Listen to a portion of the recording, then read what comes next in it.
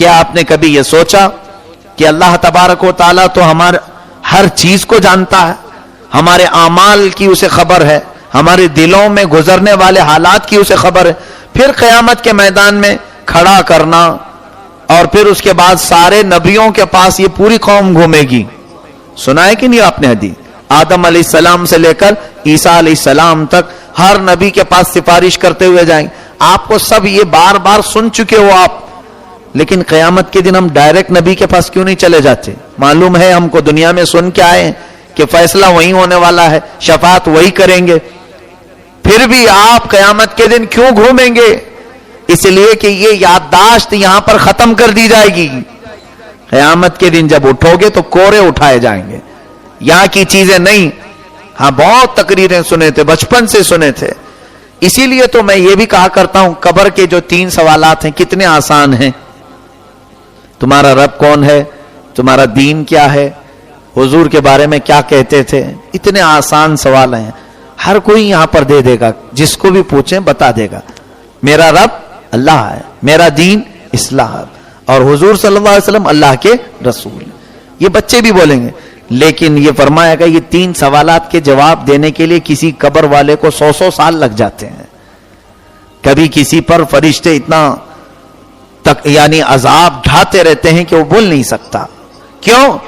یہاں کا جو کچھ بھی تھا وہ میموری پاور ختم کر دیا جاتا ہے، موت کے ساتھ یہ سب اڑ گیا. اب قبر میں وہی بولے گا جس پر مولا کا فضل ہوگا، جس کو رب تبارک و تعالی عطا کر دے یہاں کی کچھ چیزیں، وہ بول سکے گا. اسی طرح قیامت کے دن یہ سب چیزیں بھول جائیں گے. اب میں یہ جو سوال کر رہا ہوں وہ کیا ہے کہ سارے نبیوں کے پاس گھوم رہے ہیں، پھر اس کے بعد نامہ اعمال پڑھنے کے لیے کہا جا رہا ہے سب محشر کے سامنے، اہل محشر کے سامنے. اس کو بھی آج ہم نے تلاوت کیا ہے سورہ معارج میں، سورہ حاقہ میں. اللہ تبارک و تعالیٰ فرمائے گا پڑھو. کیا اللہ کو نہیں معلوم کہ تم نیکوکار ہو کہ گنہگار ہو؟ فائنل اعلان کر دے یہ جہنم میں جائے گا یہ جنت میں جائے گا؟ نہیں، بہت لمبا پروسیس ہے وہاں پر. 50,000 سال کے برابر کا ایک دن. اللہ تعالیٰ نے فرمایا 50,000 سنہ. آج وہ بھی ہم نے تلاوت کیا. اس کے بعد پھر میزان عمل، ترازو، اور پھر پل صراط. لیکن ہر جگہ ایک چیز دکھائی جا رہی ہے کہ سارے نبیوں نے بھیجا کس کے پاس؟ نبی کونین صلی اللہ علیہ وسلم. جاؤ وہاں جاؤ، وہ کریں گے. اس کے بعد جب نامہ اعمال پڑھنے کی بات آئی تب بھی فرشتوں نے کہا اگر نبی سامنے آ جائیں تو فرشتے ہلکا کر دیں گے. یہاں میزان عمل کی بات آئی تو ترازو، وہاں بھی حضور فرماتے وہاں پر بھی میں کھڑا ہو جاؤں گا جب میرے امتیوں کے اعمال تول رہے ہوں گے. حوض کوثر، حضور فرماتے وہاں پر بھی میں آ جاؤں گا پیاسوں کو پانی پلانے کے لیے. پل صراط جب گزر رہے ہوں حضور فرماتے میں ایک کونے میں کھڑا رہوں گا اور رب سلم رب سلم یہ کہتا رہوں گا. اس کا مطلب یہ ہے کہ اے اللہ میری امت کو سلامتی سے گزار دے، میری امت کو سلامتی سے گزار دے. حضور یہ دعا کرتے ہیں. یہ سارا جو پروسیس ہے تو یہ اتنا لمبا ہونے کے بعد پھر جنتی جنت میں جائیں گے، دوزخی دوزخ میں جائیں گے. بہت لمبا حساب و کتاب ہونے کے بعد کیوں اتنا لمبا کیا گیا ہے؟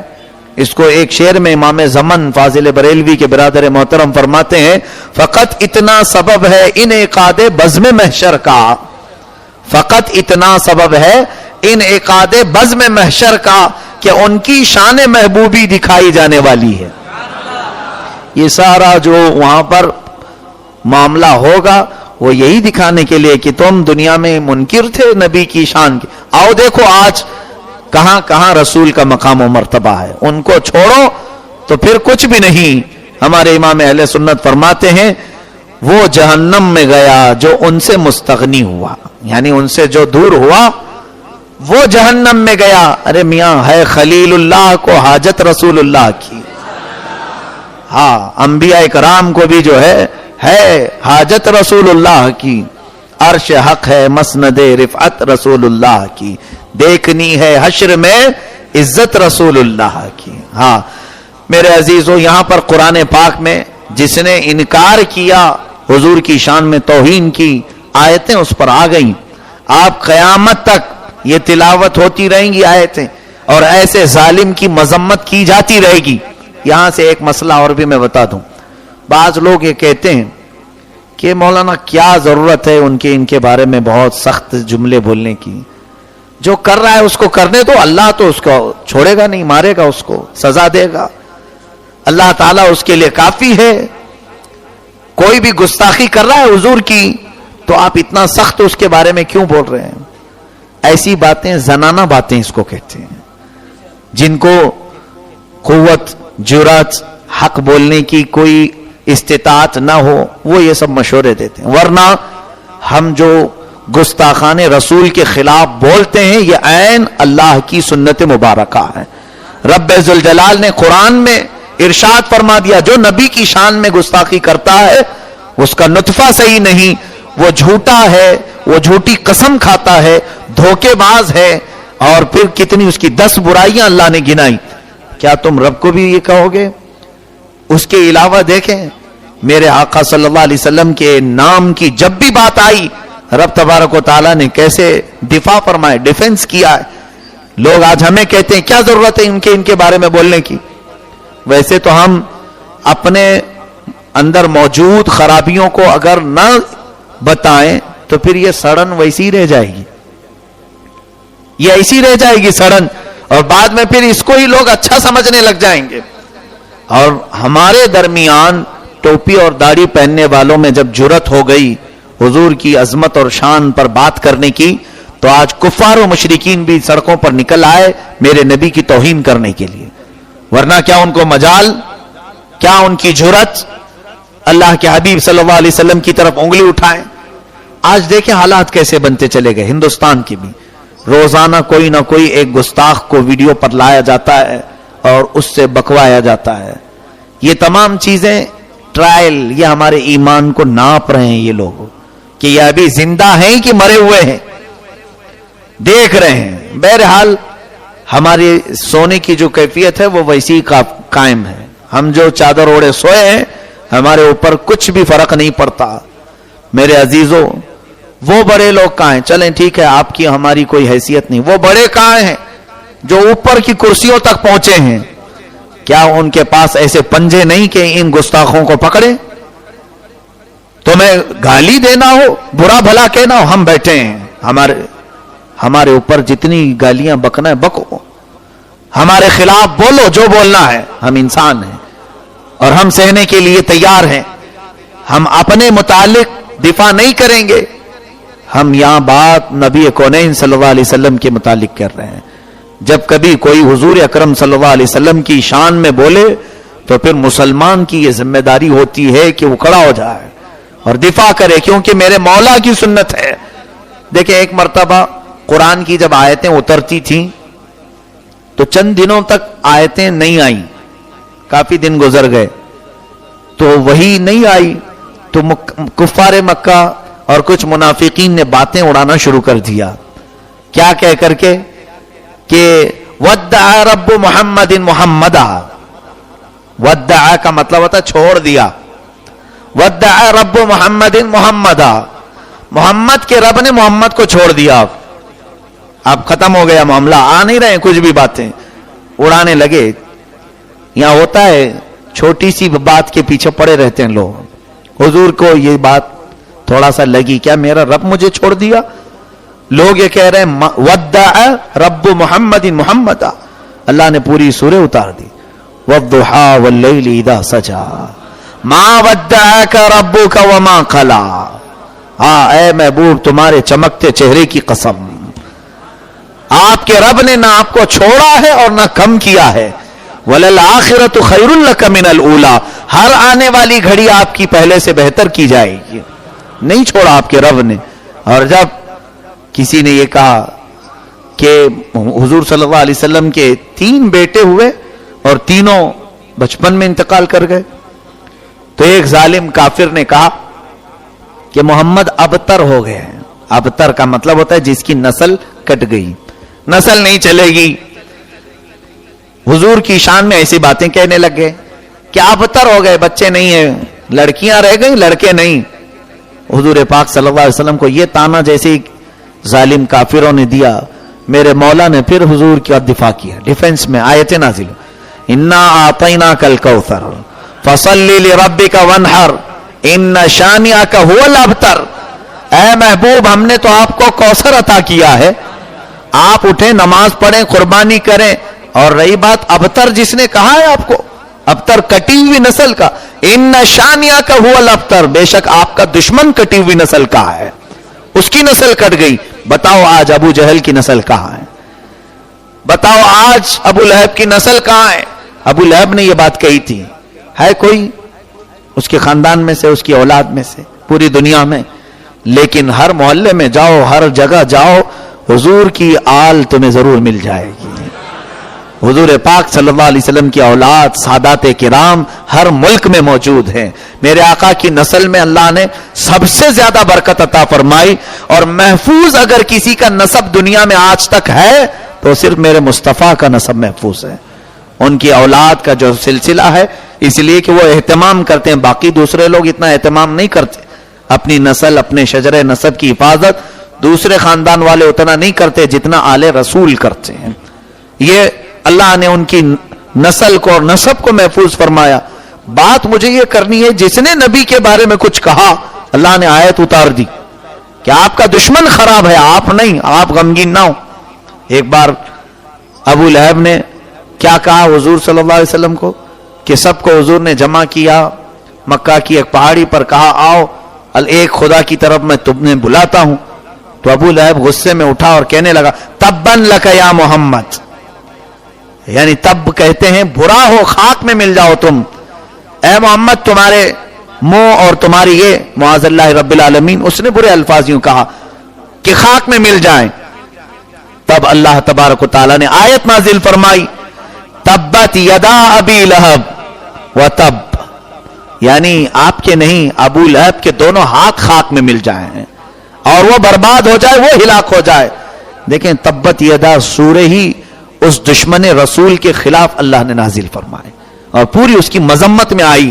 یہاں سے پتہ چلتا ہے کہ یقیناً محبت رسول کی باتیں ہم جتنا کرتے ہیں, ہمارے اوپر ایک فریضہ اور بھی ہے, گستاخان رسول کی مذمت بھی ہمارے لیے ضروری ہے.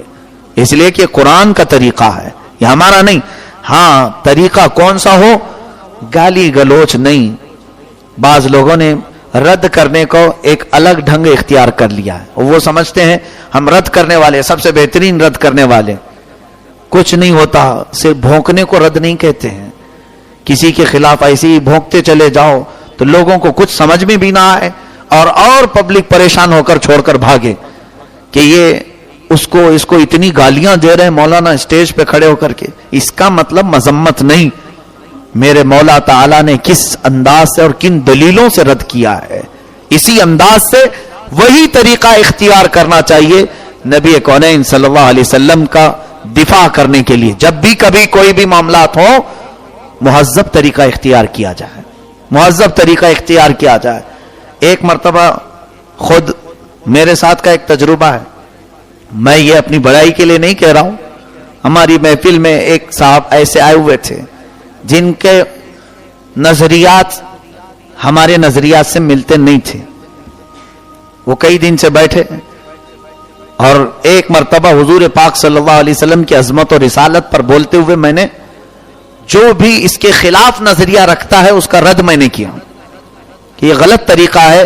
جن لوگوں نے یہ خیالات جما لی حضور پاک کی شان میں ایسے ایسے الفاظ کہہ دینا, یہ غلط ہے. اس کے بعد جب ہمارا بیان ہو گیا, تقریر ہوئی, تو سب جیسے مل رہے تھے, وہ صاحب بھی ملنے آئے, کہا بہت اچھا بولا حضرت آپ نے.